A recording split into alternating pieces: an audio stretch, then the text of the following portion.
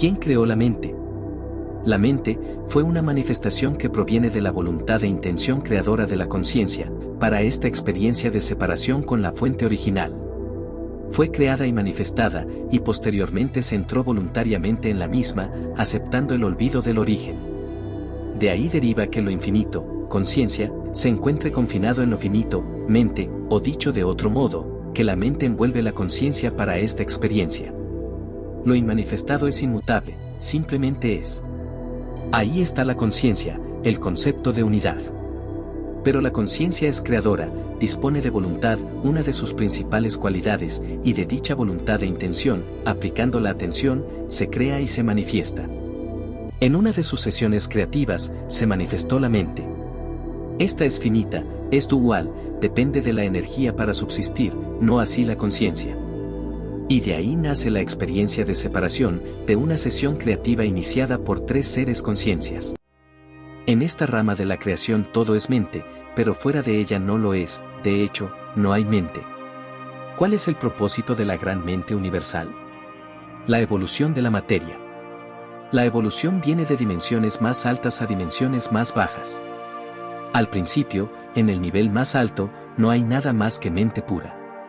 Lentamente, viene el desarrollo del pensamiento de esta mente, comienza a suceder una discriminación de formas diferentes, y estas formas son, en realidad, estructuras mentales. Formando parte del experimento de separación, la conciencia es compartimentada, sin tener noción de su origen. Esto es importante. Con la plantilla original de manifestación, el núcleo no es desdoblado, y se experimenta, y crea, con el principal objetivo de ampliar una serie de cualidades, entre las que se encuentran la voluntad y el amor incondicional, entre otras. Por su parte, en esta creación dual, pervertida, se experimenta con el objetivo de ascender, en el proceso evolutivo escalonado, mediante la sutilización de la energía materia, a través de las diferentes dimensiones creadas a tal efecto. Del carbono, se evoluciona a carbono-silicio, y posteriormente al silicio. En definitiva se perfeccionan contenedores. ¿Qué hay en nuestro interior? Lo que tenemos en nuestro interior es nuestra esencia, y ésta se representa por la conciencia. Las conciencias están sumidas en un sueño hipnótico. Están dormidas, congeladas. Y por ello hay que despertar. ¿Y cómo se puede despertar?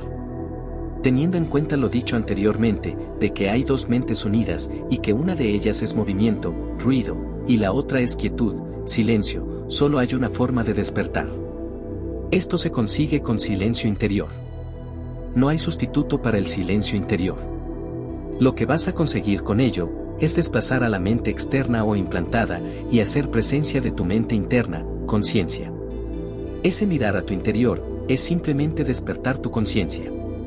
Una conciencia que se encuentra encapsulada por la mente implantada.